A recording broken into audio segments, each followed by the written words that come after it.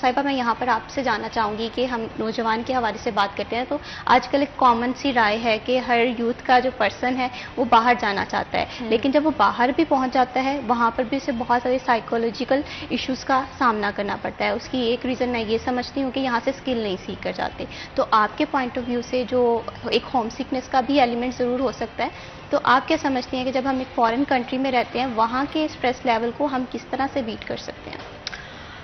सबसे पहले तो आप अपने मेंटल हेल्थ पे काम करें।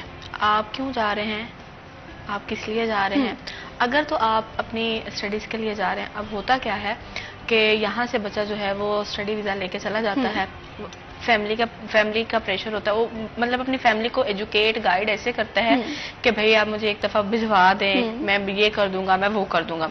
अब जो उसने सब्ज़बाग अपने घर वालों को दिखाए होते हैं उसके अकॉर्डिंग वो पेरेंट्स मतलब जैसे कैसे करके उसको ले देते हैं ना, मतलब स्टडी वीजा उसको ग्रांट हो जाता है।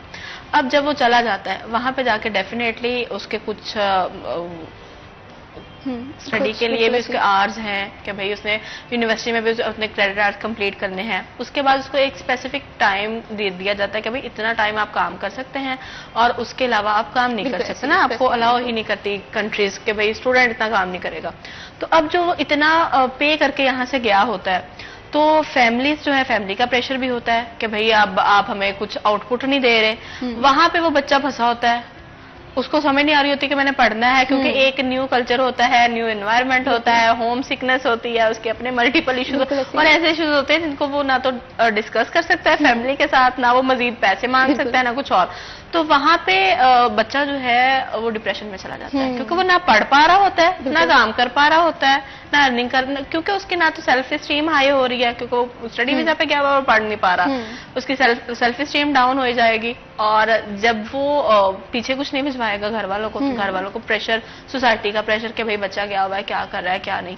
तो इसमें यह है कि फर्स्ट ऑफ ऑल तो आप ये देखें कि आपने स्टडी, आपका मेन मोटो क्या है। ठीक है, वही बात अपनी मेंटल हेल्थ पे काम करें कि आप क्यों जाना चाहते हैं। अगर तो मेन मकसद पैसा है तो फिर आप अपने लिए कोई अच्छा वर्क परमिट ढूंढे जिसमें जस्ट आप पैसा कमाएं और जहां पे भी आप जा रहे हैं उसके एनवायरनमेंट को, उसके कल्चर को, उसकी सोसाइटी नॉर्म्स को, सब चीजों को चेक करके खुद को उसके अकॉर्डिंग प्रिपेयर करके जाए कि भाई मैं ऐसी कम्युनिटी में जा रहा हूँ, वहाँ ये एनवायरनमेंट होगा, ये ऐसे लोग होंगे।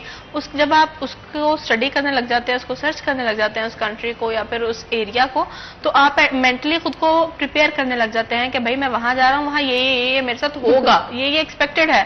एक्सपेक्टेड अगर आपने एक्सपेक्ट किया होगा तो वो हो जाए तो वेल एंड गुड, ना हो तो कोई मसला नहीं है। बट ये है कि जब आपके साथ अनएक्सपेक्टेड काम होते हैं ना, तो फिर आप ना कुछ नहीं कर सकते। बिल्कुल।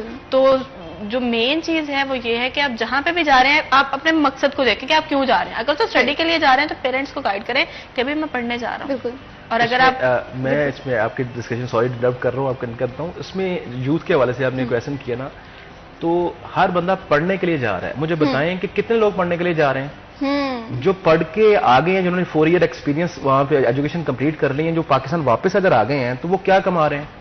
बिल्कुल करोड़ों रुपया लगा के बाहर पढ़ने जा रहे हैं, पेरेंट्स भिजवा रहे हैं, जो वापस आ रहे हैं। एक्चुअली हमारे यहाँ मैं समझता हूँ कि 70 to 80% जो स्टूडेंट हैं, यूथ है, जिसको मैं ड्रीम ब्रेन का नाम दे रहा हूँ, वो पढ़ने नहीं जा रहे, वो एक्चुअली वहां पे डॉलर्स कमाने या पाउंड कमाने जा रहे हैं या यूरो कमाने जा रहे हैं। तो जिसने पैसे कमाने जाना है, भाई आप इतने पैसे लगा के फिर स्टडी वीजा पे क्यों जा रहे हो।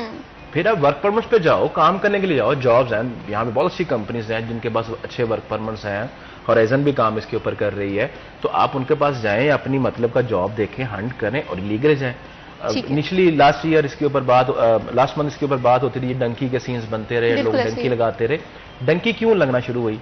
जब हर बंदा बाहर जाने की कोशिश कर रहा है और किसी को पता ही नहीं है कि बाहर जाना कैसे है, वर्क परमिट्स क्या होते हैं, विजिट वीजास क्या होते हैं, उसकी इन्फॉर्मेशन ही नहीं है, तो उनके साथ भी फ्रॉड ही होंगे।